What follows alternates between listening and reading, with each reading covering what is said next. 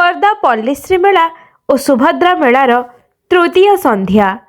ଖୋର୍ଦ୍ଧା ଗତ 17 ତାରିଖ ଶନିବାର ଠାରୁ ଜିଲ୍ଲା ସଦର ମହକୁମା TLC ରୋଡ BDA ପଡ଼ିଆରେ ଆରମ୍ଭ ହୋଇଥିବା ପଲ୍ଲୀଶ୍ରୀ ମେଳା ଓ ସୁଭଦ୍ରା ମେଳାର ଆଜି ତୃତୀୟ ସନ୍ଧ୍ୟାରେ ପାରମ୍ପରିକ ସାଂସ୍କୃତିକ କାର୍ଯ୍ୟକ୍ରମ ଦର୍ଶକଙ୍କୁ ଭରପୁର ମନୋରଞ୍ଜନ ଦେଇଥିଲା।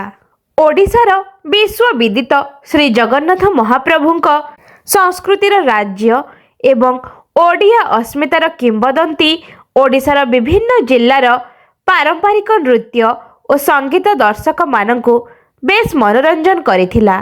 ଶ୍ରୀ ଅରବିନ୍ଦ ଶିକ୍ଷା କେନ୍ଦ୍ର ଖୋର୍ଦ୍ଧା, ବାବା ବାଲୁକେଶ୍ୱର ନୃତ୍ୟ ମନ୍ଦିର, ନୀଳାକାରପୁର, ବରୁଣେଇ ପାଇକ ଆଖଡ଼ା, ସାର ଦାଦା ସାଂସ୍କୃତିକ ଅନୁଷ୍ଠାନ କଟକ, ପଲ୍ଲଭୀ, ମୟୂରଭଞ୍ଜ ସହ ଓଡ଼ିଶୀ ଗୋଟିପୁଅ ଡ୍ରାମା ଜିଲ୍ଲା ସଂସ୍କୃତି ଅଧିକାରୀ ଚୌଧୁରୀ ଅରବିନ୍ଦ ଦାସଙ୍କ ପରିଚାଳନାରେ ଅନୁଷ୍ଠିତ ହୋଇଥିଲା।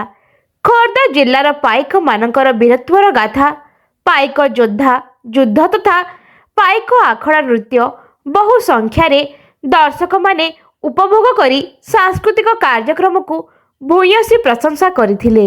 ଜିଲ୍ଲାର ବହୁ ଦୂରଦୂରାନ୍ତରୁ ମାମାନେ ଏବଂ ଜନସାଧାରଣ ମେଳାକୁ ଆଗମନ ହେବା ସହ ବହୁ ଜନସମାବେଶ ଦେଖିବାକୁ ମିଳିଥିଲା। 23 ତାରିଖ ପର୍ଯ୍ୟନ୍ତ ଏହି ପଲ୍ଲୀଶ୍ରୀ ମେଳା ଓ ସୁଭଦ୍ରା ମେଳା ଚାଲିଥିବାକୁ ଜିଲ୍ଲା ପ୍ରଶାସନ ପକ୍ଷରୁ ସ୍ଥିରୀକୃତ ହୋଇଥିବା ବେଳେ ଜନସାଧାରଣମାନେ ଗ୍ରାମୀଣ ଉତ୍ପାଦ କ୍ରୟ କରିବାରେ ସୁଯୋଗ ପାଇପାରିବେ। ଜିଲ୍ଲା ପ୍ରତିନିଧି ଦୁର୍ଗା ପ୍ରସାଦ ଷଡ଼ଙ୍ଗୀଙ୍କ ରିପୋର୍ଟ, ଅନୁଧ୍ୟାନ ଟିଭି ଓ ଅନୁଧ୍ୟାନ ଦୈନିକ ଖବର କାଗଜ।